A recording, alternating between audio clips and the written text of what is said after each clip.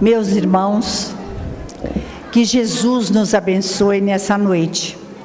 Vamos acerenando o nosso coração, nos tranquilizando, reconciliando com os nossos adversários, até nos perdoando. E nós vamos fazer a prece inicial, através do coração do Vanderlei.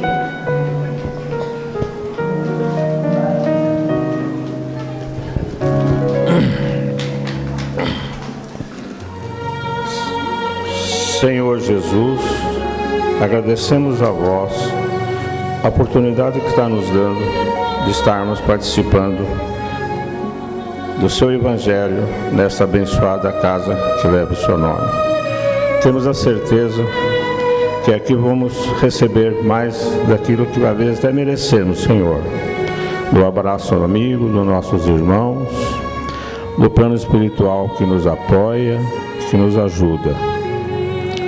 Podemos realmente, Senhor, ficamos felizes em estarmos aqui na sua casa.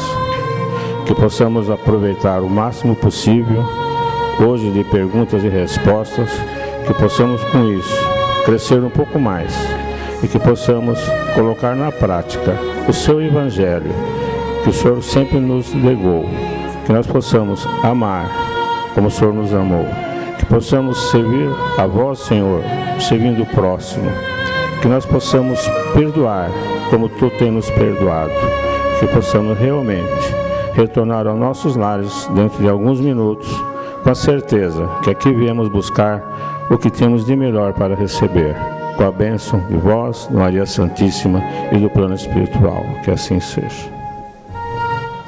Nesta última sexta-feira, nós fazemos um trabalho desde o começo de pergunta e resposta.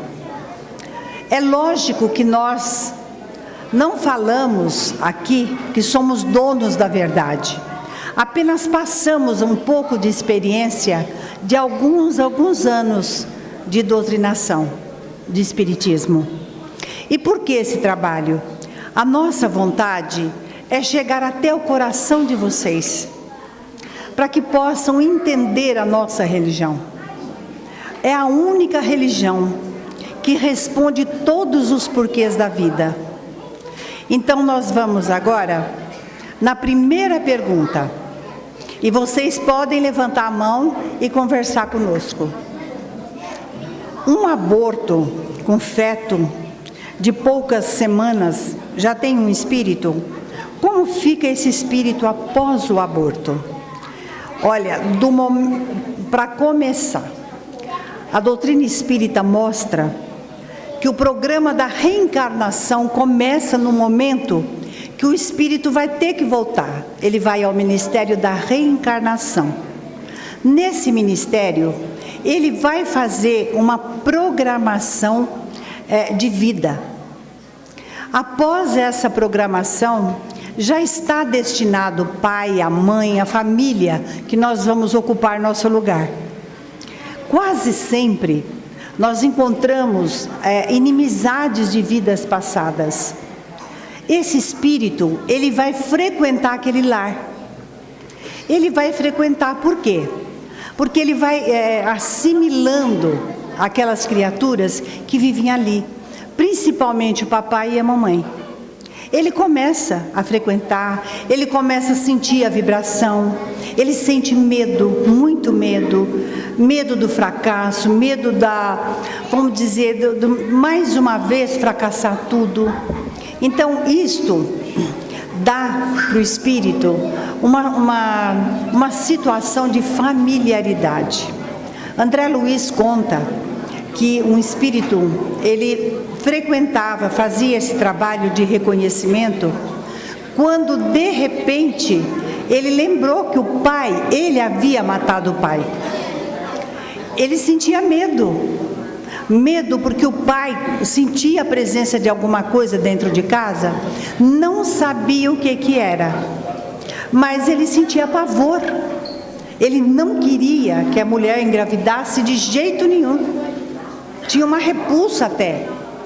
Mas por quê? O seu assassino ia reencarnar ali, como pai, como mãe, começando tudo de novo. E o medo que ele sentia era do pai, E o pai pegou até raiva da esposa.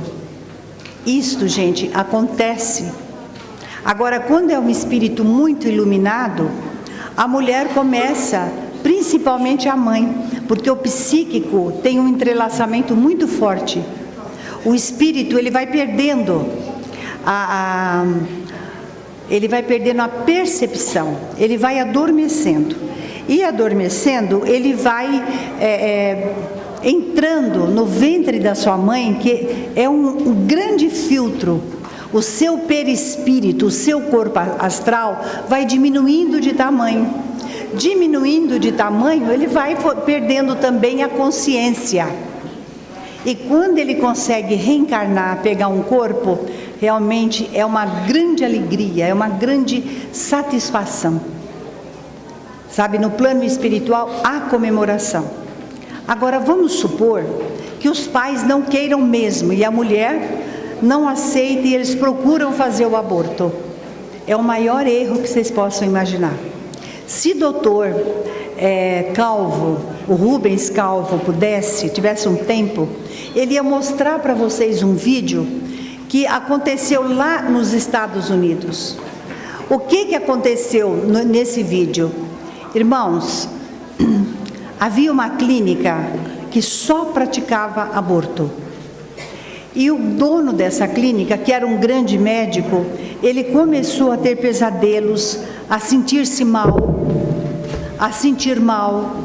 Então ele gravou, ele estava desesperado para ver uma solução para ele. Por que sentia medo? Por que isso? Por que aquilo? Então eles gravaram. No que gravou, vamos dizer, provocando o aborto, é impressionante. Nos primeiros dias, aquele toquinho de coisa que está lá no ventre, no útero da mulher, se escondia, ia para um cantinho, parece que estava fugindo daquela espátula, não é? Daquela coisa que era para fazer abortar. Então o aborto, em qualquer circunstância, com exceção quando a mulher põe a sua vida em risco. Se a vida ficar em risco, é permitido o aborto. Então, pode provocar o aborto, que não tem problema. Mas se a mulher tem condição, não está correndo risco nenhum, seja como for, deixa o espírito reencarnar. Aí vocês podem dizer, hoje a medicina mostra que aquela criança que vai nascer, muitas vezes, ela até vai ser doente, de cérebro, de coração. Eles estão com tanta tecnologia que dá para ver. E a mulher dá desespero, é melhor terminar com isso, vamos abortar. Ora, esse espírito que está gerando esse corpo, ele precisa passar pela enfermidade. Lembrem do que eu vou dizer para vocês. Gente, o corpo é o dreno do nosso corpo astral, do nosso perispírito. Então, se não for a reencarnação, esse espírito vai continuar doente no plano espiritual. A violência com que ele é jogado fora do ventre, uns custam se recuperar, outros saem perdoando tudo que passou, mas tem outros que dizem não, eu preciso reencarnar, já me expulsaram, já tivemos problemas em vidas passadas. Às vezes aquele espírito, dependendo da sua evolução, ele se torna um obsessor do pai e da mãe. Alguém quer falar sobre isso? Então o aborto não, diz não ao aborto. Sobre a missão espiritual do médium João de Deus, suas curas espirituais são verdadeiras? Olha, eu vou dizer uma coisa para vocês. O médium, ele tem que ter o fluido da cura. O João de Deus, ele não faz cura, ele empresta o fluido dele. A cura, gente, é de lá para cá. Entretanto, Chico Xavier, na sua grande experiência, na sua iluminação, ele dizia assim: um espírito não precisa cortar, foge daqueles que usam o bisturi. É perigoso? Não há necessidade. Tanto é que é o 3º ano que o Paulo Neto vai vir nessa casa, e eu, obedecendo como Paulo de Tarso, eu sondei a sua vida. E outro dia eu chamei a atenção de uma pessoa aqui na casa, conversamos, porque esta pessoa ouviu falar e saiu falando que ele trabalhou na Rede Globo, que enriqueceu, que isso e que aquilo. Nada disso é verdadeiro. Ele está hoje com 83, 84 anos, não sei direito. Mas é uma pessoa muito idônea e ele nunca usou o bisturi. Nunca. Nunca. Agora, é de lá para cá. A cura, bem como mensagens, tudo é de lá para cá. E não convém ao médium fazer uma, vamos dizer, uma mistificação. Em lugar nenhum, o médium, quando ele trabalha para o Cristo, ele sabe que a verdade tem que ser dita acima de tudo. Se ele não puder falar a verdade, adia a verdade, mas também não inventa uma mentira, mesmo porque ele está se defendendo. O médium que fala mentira, vai chegar uma hora que ele não vai saber mais nada, ele vai ficar tão perdido no meio das mentiras, porque verdade é uma, mentiras são várias. Então nunca nós podemos dizer assim, o mentor está falando, o mentor está dizendo, porque é isso, porque é aquilo. A gente evita o máximo, até para não induzir outros companheiros a usar essa expressão. Muitas vezes nós tivemos a felicidade de Dr. Bezerra de Menezes, espíritos, não é, de cura, entidades doutrinadoras, mas eu não dou o nome. Sabem por quê? É prudência. Se tiver erro, vocês podem saber que sou eu a errada, não é a entidade. Se tiver uma decepção, a decepção nós provocamos em vocês, porque a doutrina espírita ela é verdadeira. É como o cristianismo, ele é verdadeiro. Então não há o porquê nós ficarmos inventando histórias. Basta nós nos colocarmos ali à vontade de Jesus. E o Espírito de luz que nos orienta, aquele que é destinado a nos ajudar, ele vai estar presente e vai nos orientar de verdade. Então não precisa mistificar, não precisa falar mentira. Alguém quer falar sobre isso?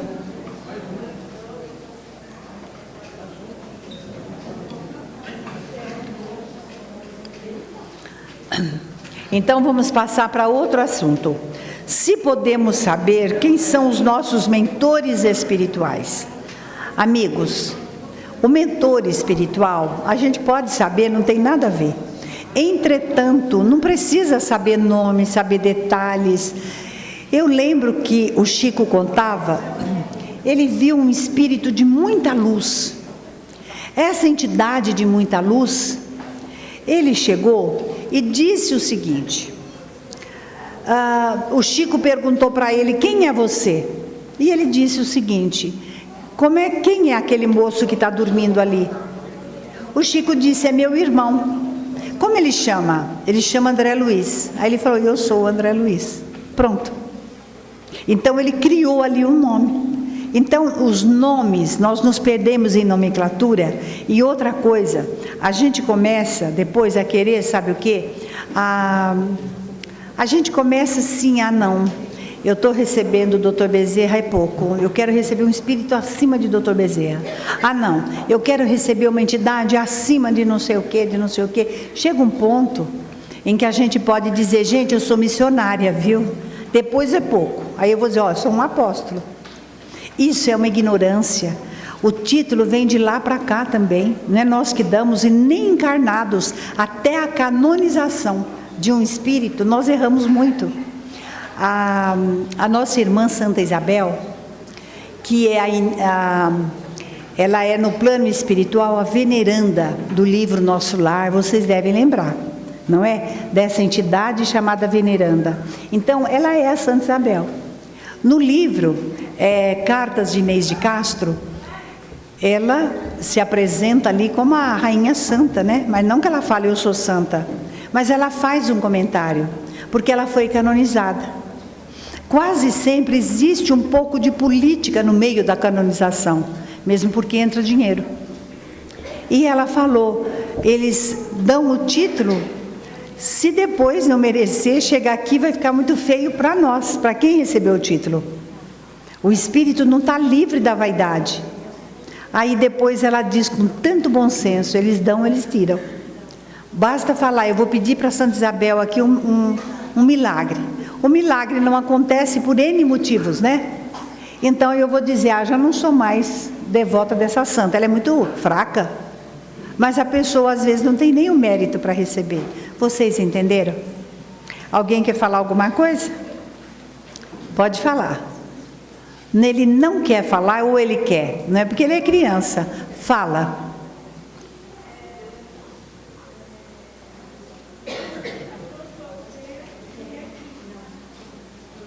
Como é que é? Fala bem alto. É gostoso vir aqui. Você gosta? Eu fico mais feliz ainda de te ver aí, prestando tanta atenção, até levantando a mão. Você foi mais corajoso do que os adultos. Viu? Parabéns. Seja bem-vindo, viu? Olha, mais uma pergunta. Se os transtornos psicológicos estão diretamente ligados a espíritos obsessores.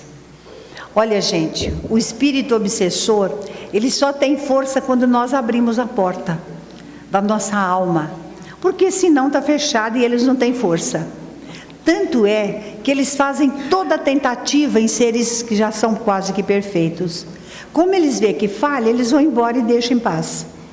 Agora, nós é que abrimos as portas. Cada vez que eu me comprazo em falar mal, em ter maledicência, a gente fala às vezes para denegrir a imagem de uma pessoa. Isso é um grande pecado aos olhos de Deus. Às vezes eu fico estudando os salmos, porque parece moda. Gente, tem ali salmo que diz assim: Senhor, a tua força faça com que meus inimigos, a metade cai na direita e a metade está na esquerda. Eu digo, santa ingenuidade, o teu inimigo é filho de Deus também, sabia? Então não peça isso para Deus, fique esperto. Deus vai olhar, é a mesma coisa se um filho meu chegar e diz, mãe, castiga meu irmão. Eu vou dizer, não castigo não. Está errado isso. Então, o que é agradar aos olhos de Deus? É justamente suportar, reconciliar. Isso é agradável aos olhos de Deus. Não adianta nós provocarmos cilícios, ou seja, torturas, para que nós possamos evoluir. Deus não quer isso. Deus não quer sacrifício, Ele quer misericórdia. O difícil, gente, é nós honrarmos o pai e a mãe. Agora, só que está escrito, honra seu pai e sua mãe. Às vezes, se tivesse escrito, ama teu pai e sua mãe, não estava muito longe. Nem honrar, às vezes, nós conseguimos. Imagina amar, não é? Ficaria mais difícil ainda obedecer os 10 mandamentos. Por isso, eu falo para vocês, a gente não pode abrir porta para o obsessor. A fé raciocinada nos coloca em abrigo contra eles. Sabem por quê? Se nós pedirmos uma coisa incoerente, esses espíritos, que são nossos obsessores, primeiro eles vão fazer de tudo para conseguir, para ficar mais na mão dele. Quanto mais eles nos ajudam a subir, mais se puxa o tapete. Gente, tem um Focus, a placa é FPS 2102, está obstruindo a entrada de alguém. Focus FPS 2102. É do Evandro? Parabéns. Pois é.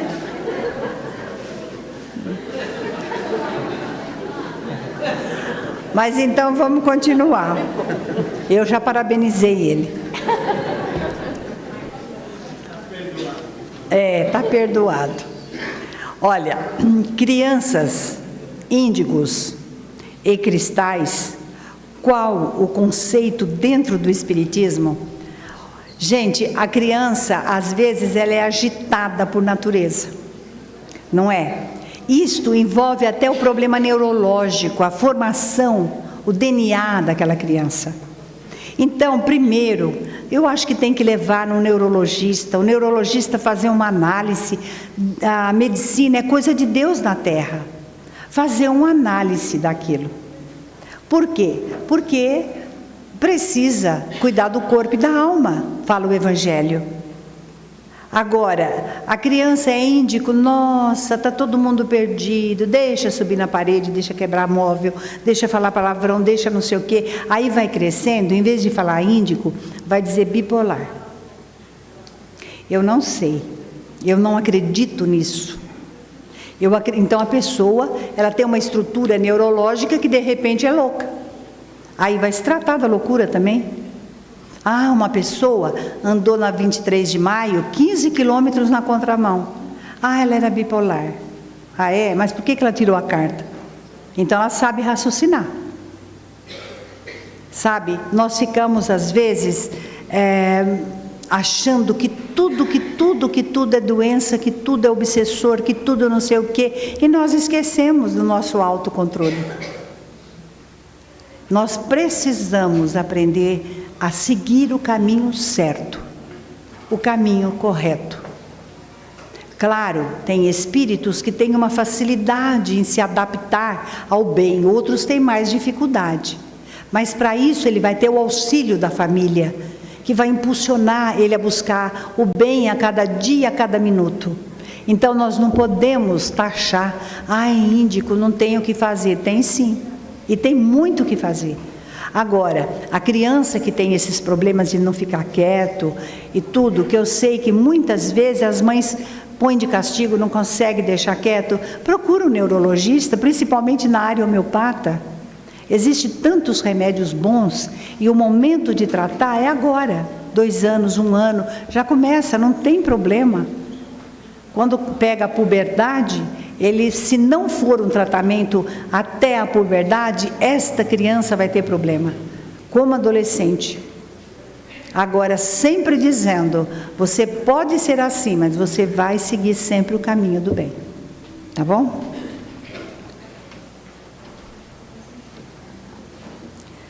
Mais uma pergunta.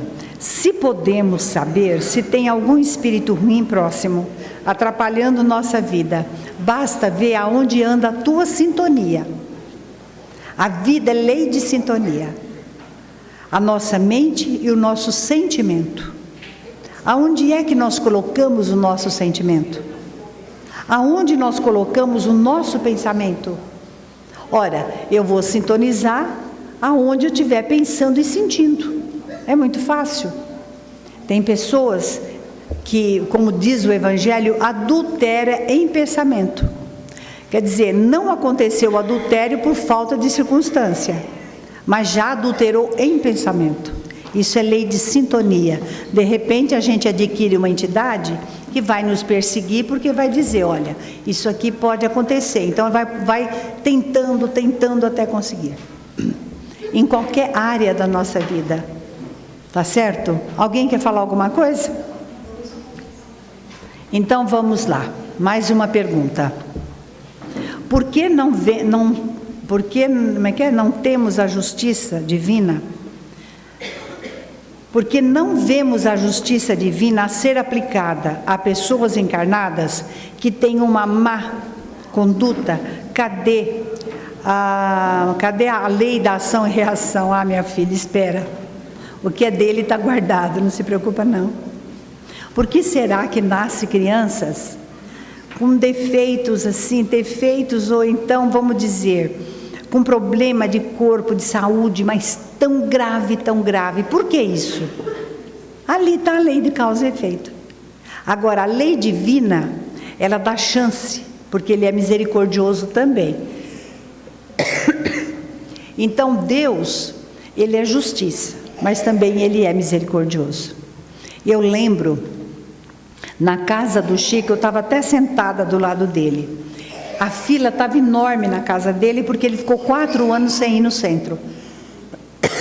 Uma senhora chorava na fila. Quando chegou a vez dela, ela chorando, ela falou, Chico, eu tenho 35 anos de casada, e netos, filhos casados. Meu marido se matou. E somos espírita, de criança. Nascemos no lar espírita e ele se matou. E ela chorava inconformada. O Chico disse: minha filha, existe a lei da justiça, Ministério da Justiça. Mas do lado está o Ministério da Misericórdia. Assim é o nosso Pai Celestial. Tanto é que nós somos tão pecadores. De repente, um pedaço de pão que nós damos pode nos salvar de uma situação. Só que quando a lei de Deus espera nós nos fortalecermos, depois que nos fortalecemos, aí então a coisa acontece. Ali está a lei da ação e reação. Por exemplo, nós tivemos o desencarne da Tânia, e aonde ela estiver, que ela aceita a minha amizade eterna, ela é mãe da diretora da nossa creche. Então, mês de março, ela estava aqui, no primeiro domingo do mês. Depois, naquela semana, ela sentiu uma dor, foi ver câncer no rim. O médico falou: olha, no dia tal, você vem aqui que nós já vamos marcar a cirurgia para extrair. Passou, estava esperando chegar o dia 14, não é? Passou acho que 2 ou 3 dias. Ela dizia: eu estou tão cansada, mas eu estou tão cansada que eu não aguento tomar banho sozinha. Eu não consigo mais limpar a casa e nem fazer a comida. Aí pegaram-na e levaram até o Hospital das Clínicas. O pulmão estava comprometido. Fizeram tudo o que tinha que fazer, menos cirurgia. E disseram: agora volta para casa. Ela voltou num dia, no outro dia teve que voltar para o Hospital das Clínicas. Já estava tomado os brônquios. Então ela ficou 5 dias na UTI e faleceu. Fumou desde 10 anos. Agora veja bem, vamos estudar o caso do cigarro. Porque tem pessoas que falam assim: ah, meu avô bebeu 90 anos e não morreu da bebida. Não é? O cigarro, imagina, fumaram meu bisavô, meu pai, fumou até tantos anos e não morreu disso. Muito bem. Nós estamos mandando para o nosso corpo astral uma energia de nicotina e alcatrão. Aquilo vai impregnando um determinado órgão. Isto é lei. Ao desencarnar, nós vamos, de repente, sabe, nos surpreender, porque aquela energia está concentrada. Não vai impedir de nós trabalharmos, de evoluir, mas vai chegando o momento da reencarnação, aquilo está ali. Está ali. Então, chegou o momento de voltar à Terra. Os mensageiros do Ministério da Reencarnação vai pegar o mapa do nosso corpo físico e vai dizer: olha, está concentrado aqui no pulmão, ou aqui na traqueia, esta energia. Então, se chegando lá, você trabalhar para o bem, um passe, vocês precisam saber o efeito de um passe no nosso corpo físico, né? Isso daí nós vamos afastando essa energia, mas nunca você vai abusar de nada, nem do álcool, nem de cigarro, nem de droga nenhuma. Ele foi levando, ele acordou bem no corpo físico, está crescendo, está maravilhoso. De vez em quando é uma tosse, de vez em quando uma asma, mas nada que comprometa. Começou a ir para a escola, 12, 13 anos, um cigarrinho aqui, outro ali. De repente, com 19 anos, o câncer. Mas não fumou nem 3, nem 4 anos, o câncer apareceu. E não é só o câncer, tem outras doenças piores até. Então, vai para o plano espiritual. Chegando lá, diz: olha, nós te demos 70 anos, entretanto, nós avisamos muito, está aqui tua ficha. Pronto. Entendeu? E vai sofrer para desencarnar. Por quê? Porque está expelindo, está expurgando. Agora, nisto existe aquela doença terrível que é o croup, né? Que pega a garganta. No livro André Luiz tem o rapaz que foi suicida, então aquela energia estava concentrada aqui na glúte, né? Ele encarnava e desencarnava, porque ele era um suicida. Então o corpo, ele vai drenando a alma. Por isso, gente, está escrito: não peque contra o Espírito Santo. Não é questão de eu xingar Emmanuel, xingar algum protetor, não é nada disto, é o meu problema. Eu gero problema para mim, tanto no bem como no mal. E quando a minha consciência bater, começa então a minha redenção. Eu não quero mais isto para mim. Aí eu vou me fortalecendo no bem até o ponto de eu poder resgatar toda aquela parte errada, não é, que a gente fez. Alguém mais quer falar? Quase sempre sonho com pessoas conhecidas, já desencarnadas. Por que isto acontece? É desdobramento? Gente, olha, a mediunidade, ela acontece muito durante a noite, viu? Acontece sim. E quando ela acontece durante a noite, nós temos visões, premonições, nós somos levados num grupo de estudo, aonde o doutor Bezerra vai falar, vai dar uma orientação, ou um protetor nosso, ou um espírito que está comandando essa casa. Então, eles vão nos levando, olha, vai acontecer isso, vai precisar daquilo, e a gente quando acorda, nós temos uma leve intuição. Agora, nesse caso aqui, essa menina precisa fazer mais oração, frequentar uma casa, porque tudo está mostrando que ela tem uma tarefa, essa pessoa. Por isso, tantos sonhos. E quanto mais cedo começar a tarefa, melhor, viu, gente? Na ciência, não se explica a causa do autismo. O espiritismo tem uma explicação? Tem sim. O autismo nada mais é do que um espírito que ele foi egocêntrico, ou seja, ele pensa muito nele, voltado para ele. Então, o que vai acontecendo? Vamos dizer, eu dar um pedaço para meu semelhante e comer inteiro, eu vou comer inteiro. Eu nunca dou, eu prefiro perder do que dar. Eu só penso em mim. Eu nunca penso naquele que está ao meu redor.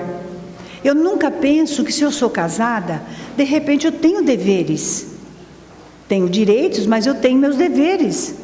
Eu sei também que é dando que se recebe, e o espírito vai se tornando mal. Porque o egoísmo nos leva a praticar maldade.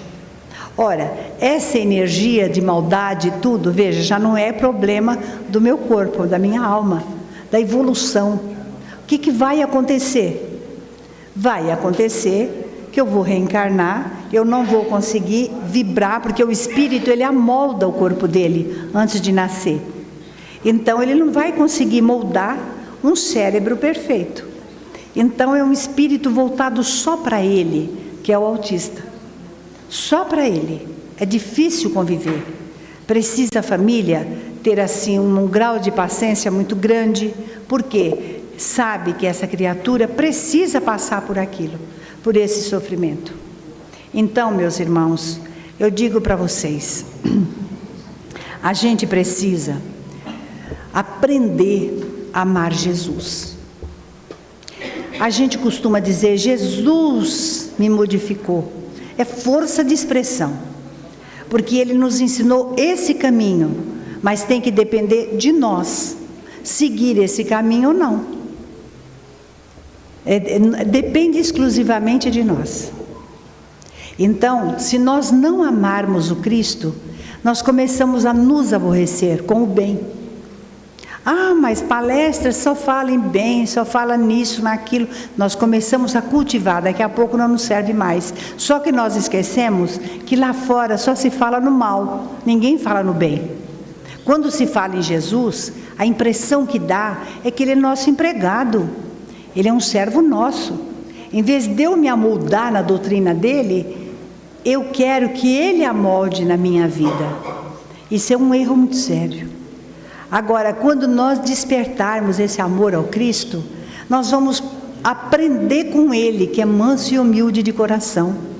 Eu não vou mais odiar meu irmão, eu não vou mais furtar, eu não vou mais apedrejar ninguém, eu não vou querer maledicência para ninguém, não quero mais tomar satisfação de ninguém, eu não quero mais ser preguiçoso, Eu quero ser um espírito dinâmico que trabalha, que ajuda o Mestre a implantar aqui na terra, sabe, o seu reino que é de amor.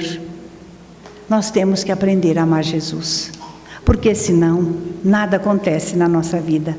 Nós vamos muito automaticamente, porque eu tenho amizade pela médium, eu gosto de fulano, de ciclano, então eu vou. Mas não, nós temos que entender que isso aqui é o nosso ponto religioso. Quem sabe que é um ponto religioso, vai inclusive zelar pela casa, pelo espaço. Não vai mais jogar papel no chão, chicletes embaixo de cadeira, porque sabe que isto é um tratamento errado que nós estamos dando para o nosso trabalho, não é? Para a nossa casa, aonde nós vamos cultuar a figura de Jesus. Aí sim, nós falamos, ele nos modificou, os ensinamentos deles nos modificou. Porque a forma que é falado, dá a impressão que é uma varinha de condão que ele fala, eu vou modificar aquele, eu vou modificar aquele. Não, isso daí cria, inclusive, um preferencismo, não é? Vamos dizer assim, Jesus tem preferência por aquela, por aquele. Não, não é assim. Então nós vamos pensar nesse instante, nesse Mestre que foi tão amado, tão querido. Naquele instante em que ele, na cruz, vendo o sofrimento daquelas mulheres, principalmente de sua mãe, e nisto chega João Evangelista, que abraça Maria. Era o apóstolo que mais amava, era João. Ele, Maria Santíssima, estava com os olhos ali na figura do Cristo. Talvez ele sentiu tanto amor naquela hora, naquele momento, que ele olhou. E quando viu os dois naquela expectativa, ele disse, mulher, eis aí teu filho. Filho, eis aí a sua mãe. E naquele momento, aquele espírito que disse que o Filho do Homem não tinha onde reclinar a cabeça. E naquele momento ele acabou doando para a humanidade. O que ele tinha de fato, que era o amor de sua mãe, ele doou. Eu acho que foi um ato de tanto amor, de tanta renúncia, de desprendimento. Então, Senhor, nós ainda te buscamos, nesse amor tão infinito e tão grandioso. Queremos te dizer das dificuldades que sentimos em te seguir. Queremos te dizer, Senhor, que o nosso egoísmo é tão grande ainda, que pensamos mais em nós do que no nosso semelhante. Deste-nos a mediunidade como instrumento de trabalho, para que nós possamos olhar mais para o nosso semelhante, ajudá-los a crescer espiritualmente falando, ajudar, Senhor, para que essas criaturas sintam a fé, vivam em suas almas. E nós, muitas vezes, lançamos mão ao arado, mas olhamos para trás e não nos tornamos mais dignos do teu reino. Por isso, Senhor, nesse momento, nós te pedimos forças, fé, para vencermos todos os percalços da nossa vida, entendendo que nem sempre podemos receber aquilo que solicitamos.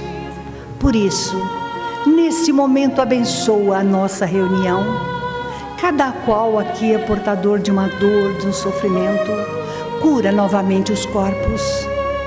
Ajuda a levantar aqueles que sentem-se soterrados no peso de grandes culpas.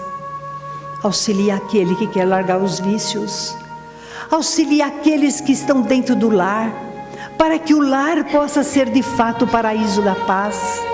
E aí, as famílias modificarem a sociedade. Mestre, abençoa aqueles que lutam dentro do pão de cada dia.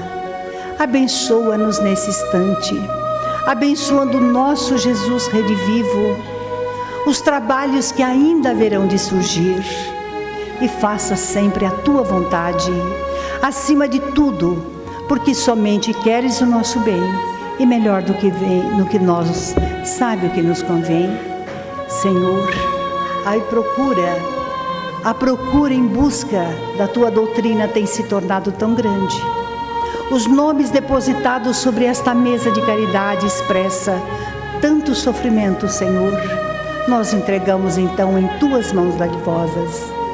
Que assim seja, graças a Deus.